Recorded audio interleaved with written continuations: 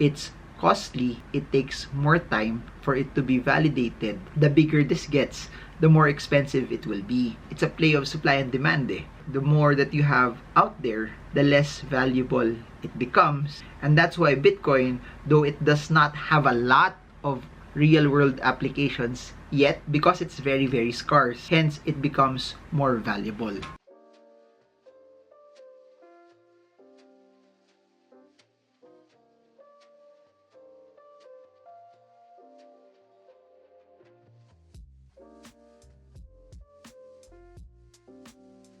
Hey guys, so in this video, let's talk about Ethereum and why it was one of the first cryptocurrencies that I invested on in 2018. So please do note now, when I share this, I'm not really an expert in cryptocurrencies or even Ethereum. As you all know, I'm a stock market trader and investor, and a big part still of my portfolio is still in the stock market. But over the past few months, I've been placing a lot of time and attention into learning cryptocurrencies, and in the same way investing into it. So this is me also documenting my journey as someone who's deploying capital into cryptocurrencies, into Ethereum, and sharing what I know also to all of you. As I invest, I share what I know, and in a way it adds value to you, and in a way also it gives you bits and pieces of information whether this is something that is good for you or not. So as you all know, 2018, I started to dabble both into Bitcoin and Ethereum. For sure, a lot of people are really into Bitcoin more. In the world of cryptocurrencies though, for those who have entered it and have spent a lot of time to research it as well, Ethereum is a cryptocurrency that's following Bitcoin in terms of market cap. Similar to the video that I posted yesterday, if Bitcoin is $1 trillion as of the time of this recording, Ethereum is around 200 billion, which is a very, very large second still compared to the third one, which is BNB, which is around 46 billion dollars. So although Bitcoin has a very, very large gap towards Ethereum, Ethereum has a very, very large gap to the next cryptocurrency. So when I started, it was like this also. Nagbago because before there was Litecoin, there was Ripple that had a very, very large market cap na ngayon na hindi na sila nasa top 5. I guess one of the biggest advantages that I have as a stock market trader, investor, is that there are certain rules, principles, and strategies that I have carried over from my experience in investing in the stock market that I could carry over also as an investor or someone who's stacking cryptocurrencies. And knowledge of market caps have given me insight and understanding also on how I would enter the cryptocurrency space. Since I don't know all of the cryptocurrencies out there, I don't know all of the projects out there, the knowledge of who is the larger one, who is the bigger one, gives me enough time to deploy capital into them. And since I know they're the largest ones, it will be harder for them bago sila mawala compared to the smaller ones. So that gives me enough time also to be able to research. And that was my mentality coming into it. In 2018, as what I've mentioned in the previous videos, I just wanted to have a position.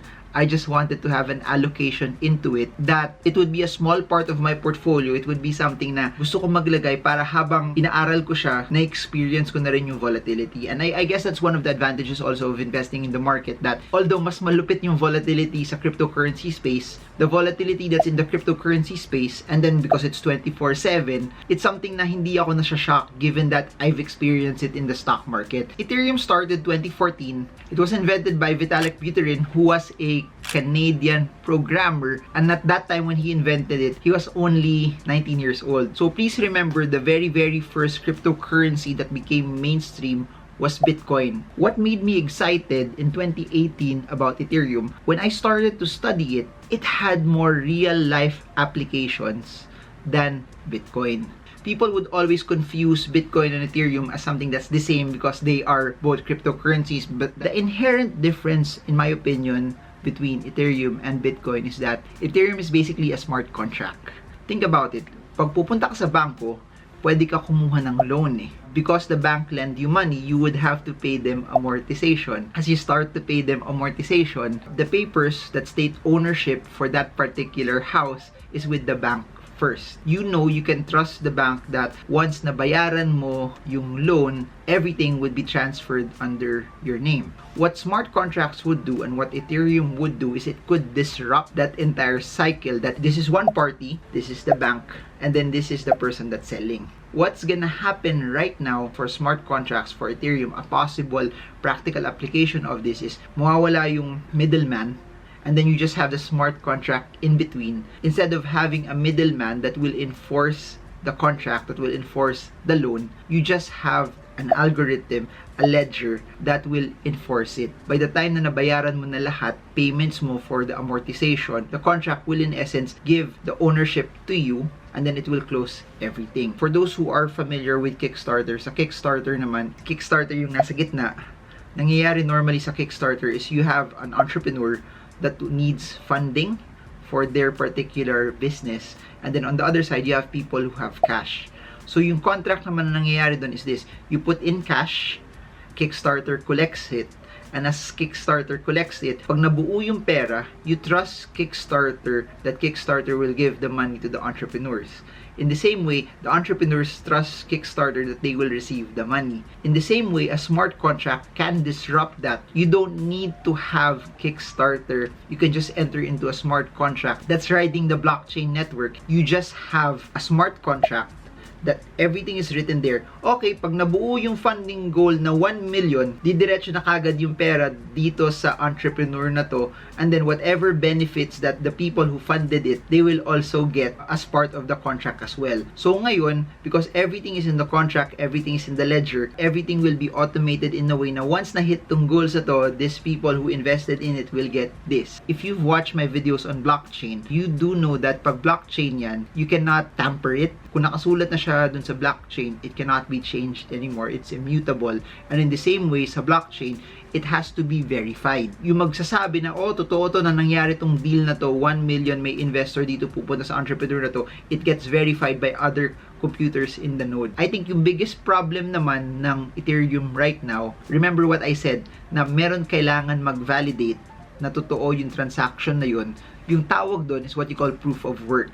Meaning, you have a lot of miners that try to validate all of the transactions that was going on. To validate all of the transactions that's going on takes a lot of time, takes a lot of resources, and kaya dun sa mga nanunood nito at mahilig sa NFTs, you do know that NFTs use a lot of Ethereum, and kaya mahal yung gas fees, yun yung binabayad nyo sa miner that validate the transactions.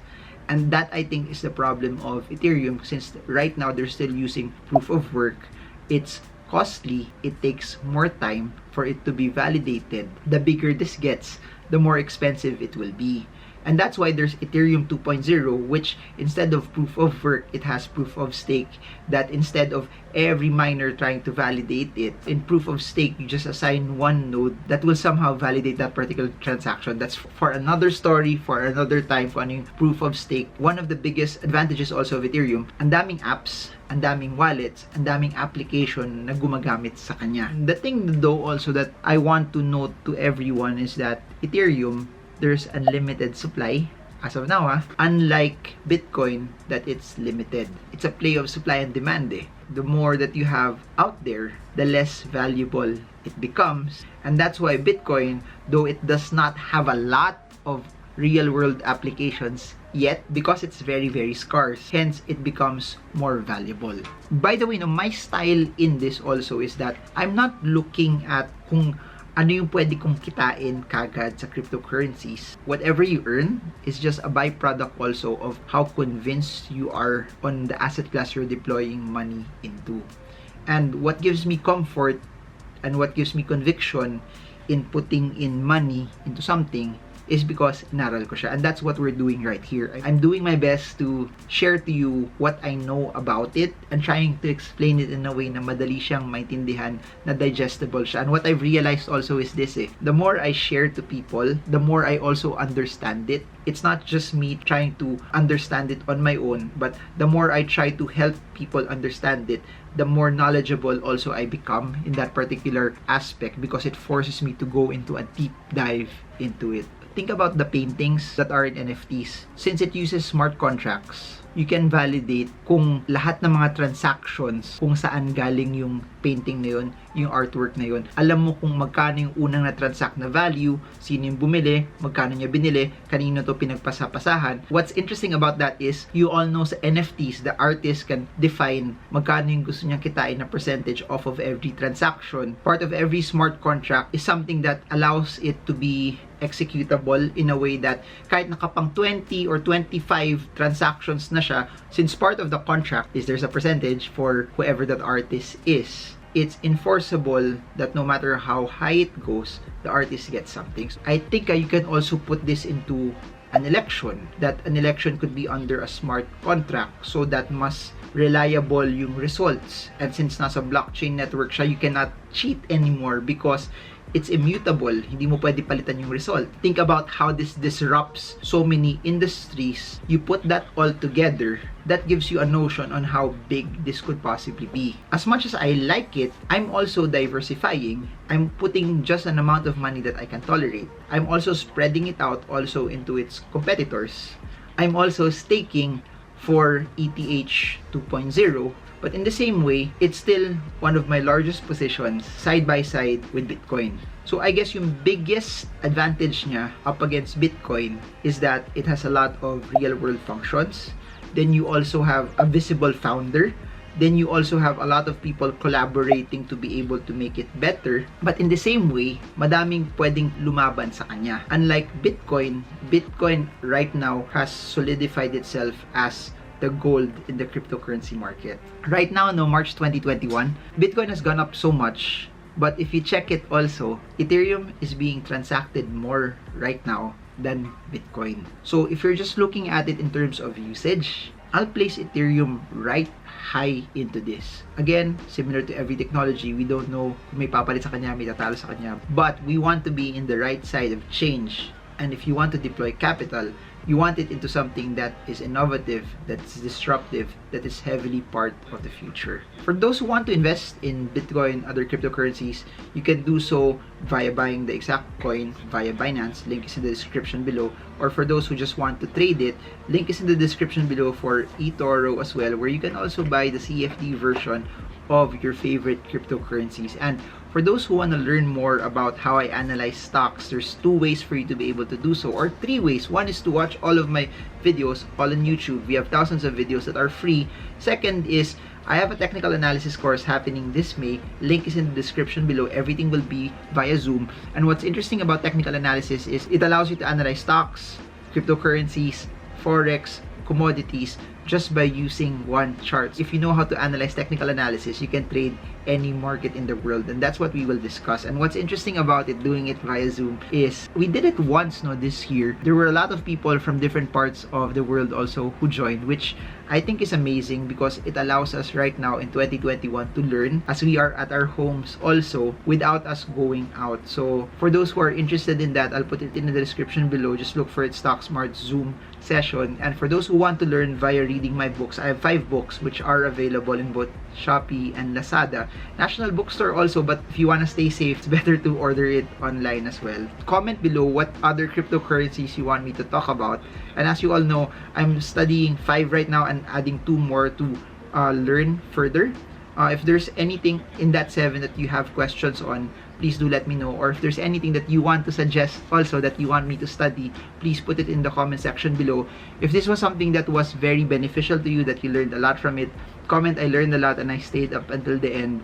And I guess that's it. Thank you so much. Appreciate it if you could press the like button for the YouTube algorithm, and you can share this to all of your friends so that we further financial literacy and investing to everyone out there. So that's it for now. Marvin Germo. I hope this video helps you trade well, trade strong, trade smart. See you all again soon, guys, and God bless you all.